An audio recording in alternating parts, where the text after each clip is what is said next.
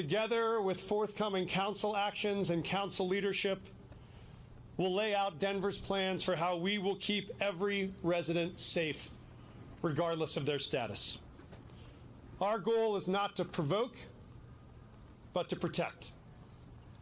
So to protect Denver, our first responders will always provide life-saving aid to anyone who is injured, no matter who injured them. No ICE officer gets to stand in our way of saving someone's life. To protect Denver, if we see any ICE officer using excessive force against the Denver resident, we will step in to detain that officer and remove them from the situation.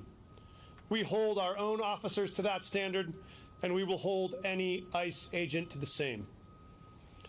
If an ICE agent assaults or shoots or kills a civilian in Denver, we will investigate and prosecute that crime as the facts demand. Regardless of what the federal government does, we will not abdicate our responsibility to prosecute crimes in our city. And we will require our officers to use their body-worn cameras when we were on the scene, so we have our own evidence of every event. We will not abide the abduction of working moms coming off a shift at Target the way ICE snatched community leaders like Jeanette Vizqueta. We will not abide grabbing 6-year-olds from the school pickup line or picking up grandmothers from church pews. That means in Denver, we will not allow ICE access to any city-owned or city-controlled building. We will not allow ICE to use city property to stage civil immigration actions, and we will encourage private businesses in Denver to post signs doing the same, so that no one has to worry if their dad will be abducted when he heads to the store. This is the time when it is easy to be afraid. Afraid for your family, afraid for your neighbor, afraid for your country. I understand that fear, and I also know that in Denver we have proven time and time again that we are stronger than any obstacle we face because we are a city that turns to each other and not on each other. Through fires and floods, booms and busts, internments and raids, we have stayed true to the values of the West. All are welcome, all are valued, all are protected. The Justice Center across this plaza bears the name of Ralph Carr, a Republican governor who opposed the internment of Japanese Americans during World War II. In a moment when some in America mistakenly believed that dividing us was the only way to make us safer.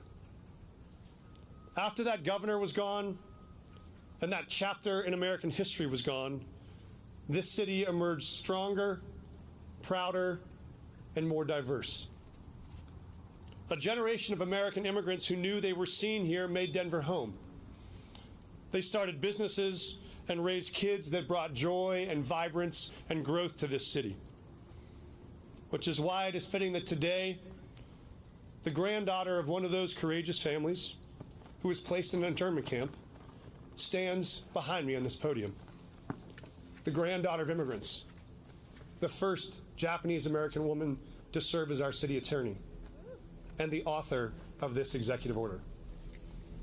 It is one of the great alchemies of America that those who have been left out by this country, once embraced, come to most fiercely defend it. That is evident in the faces you see in our armed forces and the American flags you see flying outside the homes of immigrants across this city.